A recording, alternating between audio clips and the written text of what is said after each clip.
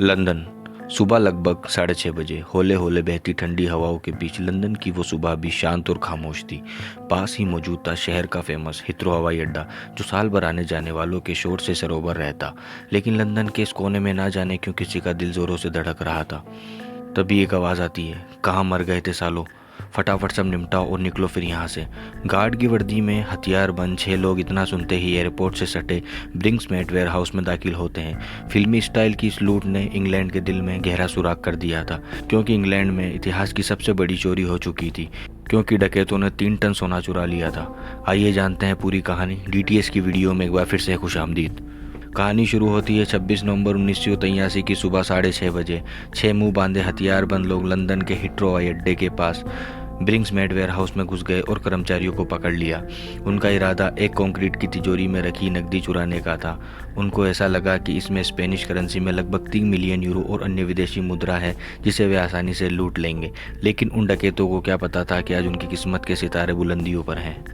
लुटेरे डिपो के staff room में घुस गए और सुरक्षा गार्डों पर हमला कर दिया और उनको फर्श पर लेटा दिया और उनको बंदी बना लिया। इसके बाद उन गार्डों में से 2 गार्डों रॉबिन राइजले और माइक स्काउ को नीचे सबसे बड़ी तिजोरी में ले गए और उसने कहा कि तिजोरी का पासवर्ड एंटर करो। लेकिन उन गार्डों को उस तिजोरी का पासवर्ड पता नहीं था, क्योंकि गार्डों को सिर्फ उस रूम का पासवर्ड पता था, ना कि उस तिजोरी का।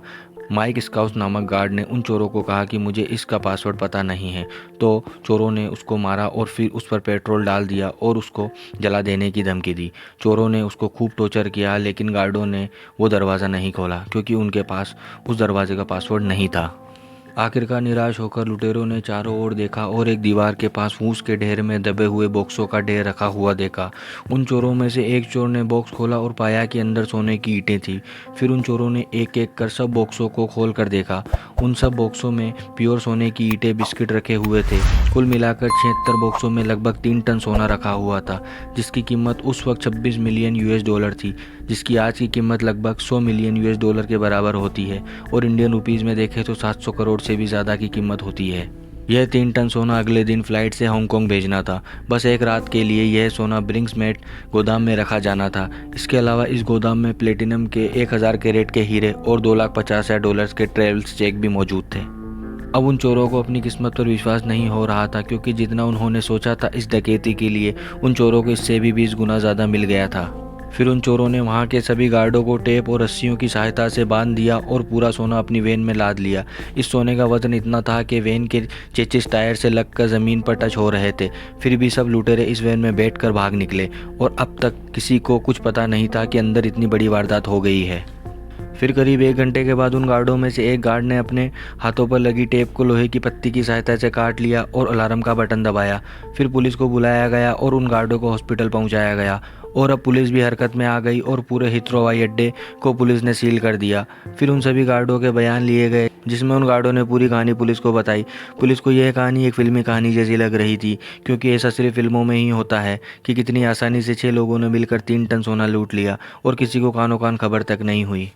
अब यह बात आग की तरह पूरे देश भर में फैल गई। इसकी वजह से पूरी दुनिया भर में इंग्लैंड की इंसल्ट हो गई और यह बात इंग्लैंड सरकार को बर्दाश्त नहीं हुई। इसीलिए इंग्लैंड गवर्नमेंट ने इस केस को सोल्व करने के लिए एक स्पेशल टीम बनाई और एक ऑपरेशन शुरू किया। इन्वेस्टिगेशन के दौरान पुलिस को यह खबर मिली कि उन 6 चोरों में से एक अंदर का आदमी भी शामिल है, जिसकी वजह से वो सभी चोर आसानी से अंदर तक पहुंच गए और वो आदमी उन गार्डों में से ही एक है जो हॉस्पिटल में एडमिट है। फिर पुलिस ने उन सभी गार्डों से एक एक कर अलग अलग पूछताछ की, तो पुलिस को एक गार्ड पर शक हो गया। हो ना हो ये वही गार्ड है जो उन चोरों के साथ शामिल है, क्योंकि पुलिस के सवालों का जवाब वो गार्ड सही से नहीं दे रहा था और उसकी घबराहट देखकर पुलिस को ये लग गया था कि ये हो ना हो वही चोर है जो उन गैंग मेंबर्स के साथ शामिल है। उस गार्ड का नाम था एंथोनी ब्लैक। अब पुलिस के हाथ इस केस को सोल्व करने के लिए एक बहुत बड़ी कड़ी हाथ लग गई थी। रविवार 4 दिसंबर डकैती के ठीक 8 दिन बाद ब्लैक से पुलिस ने पूछताछ की और पूछताछ के दौरान उसने 3 लोगों की पहचान की जो उस चोरी में शामिल थे। पहला था मिक्की मैकअवे, दूसरा था ब्रायन रॉबिन्सन और तीसरा था टोनी वाइट। ब्लैक ने इन तीनों की पहचान कर सरकारी गवाह बन गया था ताकि उसकी सज़ा कम हो सके। पुलिस भी चुपचाप अपना काम कर रही थी। ब्लैक सरकारी गवाह बन गया है ये बात किसी को पता नहीं थी, क्योंकि पुलिस ये नहीं चाहती थी कि बाकी लुटेरों को ये पता चले और वो सावधान हो जाए। उधर पुलिस अपना काम कर रही थी और इधर लुटेरे अपना काम कर रहे थे। मिक्की मैकअवे, जो कि इस डकैती का मास्टरमाइंड था, वो एक बहुत ही चालाक और इंटेलिजेंट आदमी था। उन्होंने मिलकर इतना सोना लूट तो लिया, लेकिन उन लुटेरों के सामने एक बड़ी समस्या यह थी कि इस भारी भरकम सोने की ईंटों को कहाँ ले जाकर बेचा जाए, जिससे कि किसी को पता भी ना चले और ये बिक भी जाए। इसीलिए उन्होंने एक आदमी से संपर्क किया जिसका नाम था केनर्थ नोर्रे, जो कि एक गोल्ड मैन्युफैक्चरिंग कंपनी में काम करता था। मैकअवे और रॉबिन्सन को इस आदमी से मिलवाने वाला शख्स जॉन परमार था, जो कि रॉबिन्सन का दोस्त था। जॉन परमार, जो कि एक जोहरी व्यापारी था। फिर इन चोरों ने मिलकर एक मीटिंग की और केनर्थ नोर्रे को पूरी कहानी बताई। केनर्थ नोर्रे, जो कि अपने काम में काफ़ी माहिर था, क्योंकि केनर्थ नोर्रे को काफ़ी लंबा एक्सपीरियंस था सोने को पिघलाने का, क्योंकि 15-20 साल से ये यही काम कर रहा था। इसीलिए मैकअवे ने उसको उसी के घर के पीछे एक भट्टी लगा कर दी, जिसमें उनका प्लान था कि इस सोने को पिघलाकर इसे तांबे पीतल में मिलाकर सिक्के बनाए जाए और फिर इसका व्यापार किया जाए। केनर्थ ने अपने 2 दोस्तों के साथ मिलकर अपने ही घर के पीछे यह काम चालू कर दिया और सोने को पिघलाकर उसके सिक्के बनाने लगे। और जॉन परमार, जो कि एक जोहरी व्यापारी था, वो उन सिक्कों को विदेश में स्मगलर्स और जोहरी व्यापारियों को 2 नंबर में बेचता रहता और काफ़ी पैसा कमाता और सबको पैसा बराबर बांट देता। उन चोरों ने 13 मिलियन पाउंड का सोना ऐसे ही पिघलाकर स्पेन, फ्लोरिडा सहित दुनिया भर में बेच दिया और काफ़ी पैसा कमाया। ऐसा उन्होंने काफ़ी समय तक किया और फिर लुटेरे अलग अलग शहर में जाकर बस गए और एक अच्छी ज़िंदगी गुजारने लगे। लेकिन शायद उनको यह पता नहीं था कि वो पुलिस की निगरानी में है और पुलिस हर पल उनका पीछा कर रही है। केनर्थ नोर्रे के पड़ोसी रोज़ सुबह शाम उसके घर के पीछे लगी भट्टी को देखते, जो कि हमेशा चलती रहती, और कई लोग उस घर में आते और जाते रहते। उस पड़ोसी को ये लग रहा था हो ना कुछ गड़बड़ है। आखिरकार ये लोग इस भट्टी में क्या पिघलाते रहते हैं।